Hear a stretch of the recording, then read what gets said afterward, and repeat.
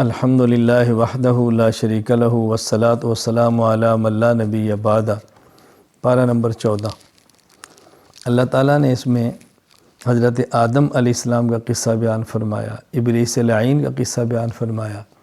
اللہ تعالیٰ نے آدم علیہ السلام کو دست قدرت سے پیدا فرمایا، روح کو ڈالا، ابلیس کو حکم دیا کہ سجدہ کر، ابلیس نے سجدے سے انکار کیا اور وجہ بیان کی کہ مجھے آپ نے آگ سے بنایا، آدم کو مٹی سے بنایا، آگ تو افضل ہوتی ہے۔ اللہ تعالیٰ نے اس کو رد فرما دیا، دفع ہو جا، نکل جا یہاں سے، تو قیامت تک کے لیے مردود ہے، نکال دیا۔ تو ابلیس نے دعا مانگی، یا اللہ میں ایک چیز مانگتا ہوں کہ مجھے عمر قیامت تک ملے۔ فرمایا قبول ہے، تمہیں عمر بھی دے دیں گے، تم نے جتنا زور لگانے لگاؤ، لیکن ہمارے مخلصین کو تم گمراہ نہیں کر سکتے۔ پھر اللہ تعالیٰ نے اس میں قوم سمود کا ذکر فرمایا، جنہیں اصحاب حجر بھی کہتے ہیں۔ اللہ تعالیٰ نے یہاں مختصر سا اس واقعے کا ذکر کیا، قوم سمود کا تفصیل کے ساتھ نہیں بیان فرمایا، اور مقامات پر بھی اس کا اللہ کریم نے ذکر فرمایا ہے۔ یہ جو سورۃ الحجر ہے، اس کے آخر میں اللہ تعالیٰ نے بطور خاص سورۃ فاتحہ کا ذکر فرمایا، وَلَقَدْ آتَيْنَاكَ سَبْعًا مِّنَ الْمَثَانِِ وَالْقُرْآنَ الْعَظِيمِ، یعنی سورۃ الفاتحہ کو قرآن عظیم فرمایا۔ یہ ایک ایسی صورت ہے جس کی 7 آیات ہیں اور اس کو بار بار تلاوت کیا جاتا ہے، یہ بات بھی سمجھائی۔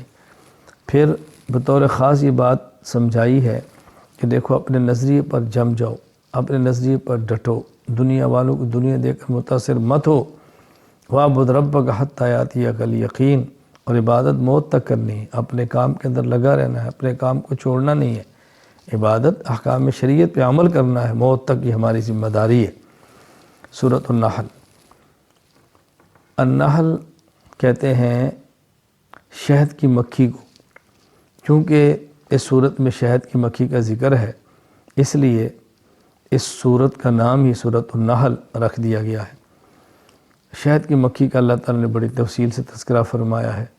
اس سے عبرتیں ہیں، نصیحتیں حاصل ہوتی ہیں، جس کا ہمیں بہت زیادہ خیال کرنا چاہیے۔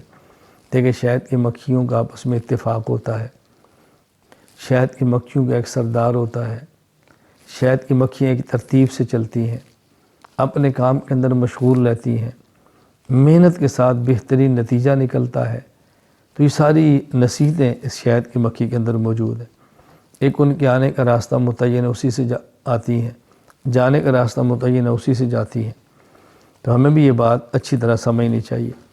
پھر شہد کے بارے میں بطور خاص کہ یہ شفا ہے امراض کے لیے، یہ ذہن نشین فرما لیں، شفا ضرور ہے، لیکن یہ پوچھ لینا چاہیے کسی ماہر سے کہ شہد کو کب استعمال کرنا ہے، کس چیز کے ساتھ کرنا ہے، تو پھر اس کا پورا فائدہ ہوتا ہے۔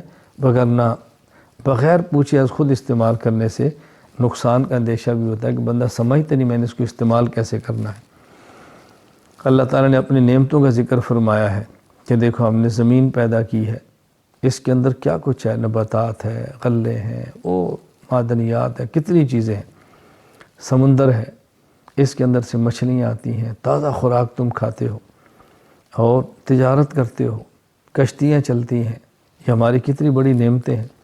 ہم نے آسمان پہ ستارے بنائے، ان کو دیکھ تم راستے دیکھتے ہو۔ زمین مستقل نعمت ہے، سمندر مستقل نعمت ہے، شہد مستقل نعمت ہے، کشتیاں مستقل نعمت ہے، اور ستارے مستقل نعمت ہے۔ اتنی نعمتیں اللہ تعالیٰ نے عطا فرمائی ہیں، اور ہمیں سمجھایا کہ نعمتوں سے فائدہ حاصل کرو اور پھر نعمتوں پر اللہ تعالیٰ کا شکر ادا کرو۔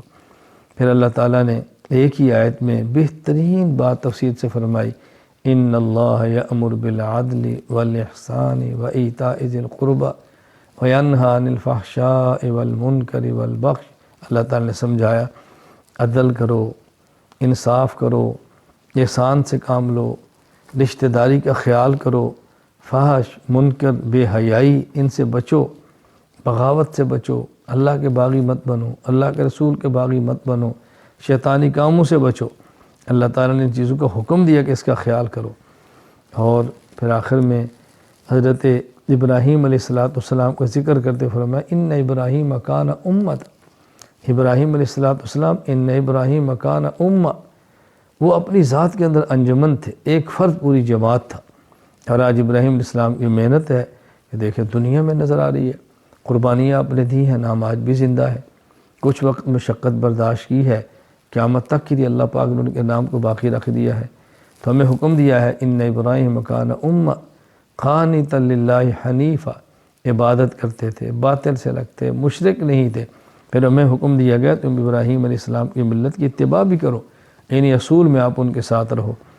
اور آخر میں تلقین کی گئی ہے فاصبر، صبر کرو، ڈٹے رہو، جمے رہو، اور تمہارا سینہ تنگ نہیں ہونا چاہیے لوگوں کی باتوں سے۔ صبر کبھی گناہ سے بچنے پر ہوتا ہے، صبر کبھی نیک کام کرنے پر ہوتا ہے، صبر کبھی بیماری پر ہوتا ہے۔ تو یوں سمجھو کہ 3 قسمیں ہیں صبر کی، بیماری آ جائے صبر کرو، برداشت کرو، تکلیف آ جائے صبر کرو، برداشت کرو، نیک عمل کرنا ہو مشقت آئے صبر کرو، برداشت کرو، گناہ کا تقاضا اٹھے صبر کرو، برداشت کرو، گناہ نہیں کرنا۔ یہ ساری قسمیں صبر کے اس کے اندر شامل ہے۔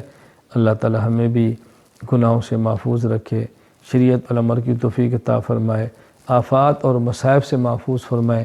کبھی آ جائیں تو اللہ تعالی صبر کی توفیق عطا فرما دے۔ وآخر دعوانا ان الحمد للہ رب العالمین۔